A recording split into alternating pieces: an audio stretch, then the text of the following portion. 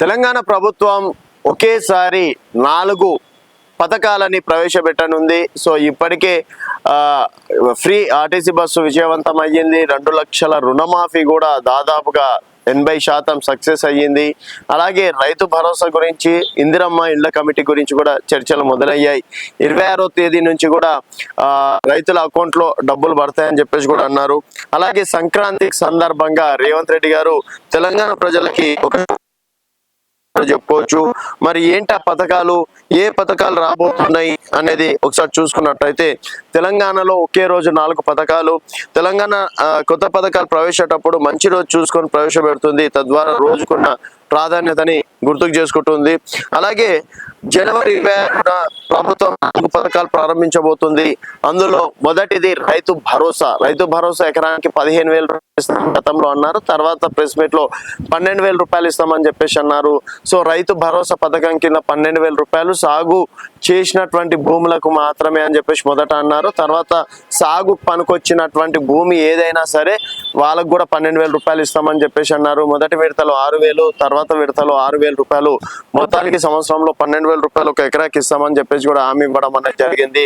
So 26న account లో డబ్బులు కూడా పడతాయి. ఆ రోజే ప్రారంభిస్తున్నారని చెప్పేసి కూడా చెప్పుకోవచ్చు.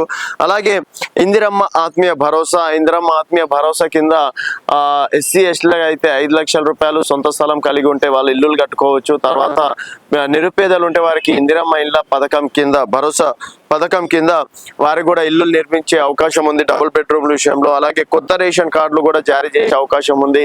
గత 10 సంవత్సరాల్లో ఒక్క రేషన్ కార్డు కూడా అంటే రేషన్ కార్డుల విషయంలో ప్రభుత్వం అజాగ్రత్త పడింది.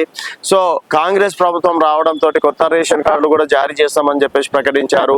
ఇప్పటి వరకు 10 సంవత్సరాల్లో లేదు.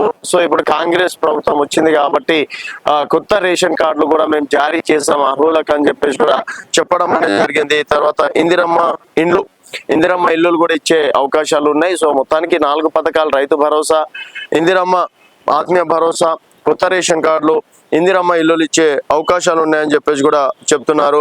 అలాగే ఇక్కడ సాగు చేయని భూములు ఎందుకు ఇవ్వాలి అని దీనికి రేవంత్ ఆన్సర్ ఇచ్చారు. ఏ కారణం వల్ల అయినా రైతు సాగు చేయకపోతే ఆయన రైతును ఆదుకోవాలనే ఉద్దేశంతో సాగుకి అనుకూలమైనటువంటి భూములు ఇస్తున్నారు చెప్పారు. అలాగే ఇందిరమ్మ ఆత్మీయ భరోసా అంటే ఈ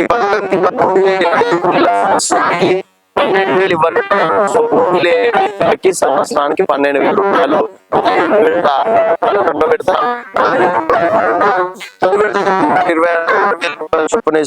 కూలీలు అనేది నిర్ణయించడానికి ఉపాధి హామీ పథకం కార్డును లెక్కలోకి తీసుకుంటున్నారు. ఆ కార్డు ఉన్న వారికి మనీ ఇస్తా అన్నారు. డైరెక్ట్ గా వారి బ్యాంక్ అకౌంట్ లో మనీ జమ అవుతుంది. అయితే సంవత్సరంలో కనీసం 20 రోజులు ఉపాధి హామీ పనులు చేసి ఉండాలి. వారికి మాత్రమే ఇందిరమ్మ ఆత్మీయ భరోసా పథకం వర్తిస్తుందని చెప్పేసి కూడా అంటున్నారు. అలాగే కొత్త రేషన్ కార్డుల విషయంలో కూడా నిర్ణయం తీసుకుంటున్నారు. ఇప్పటికీ దానికి సంబంధించి ఒక కమిటీ వేయడం అనేది జరిగింది.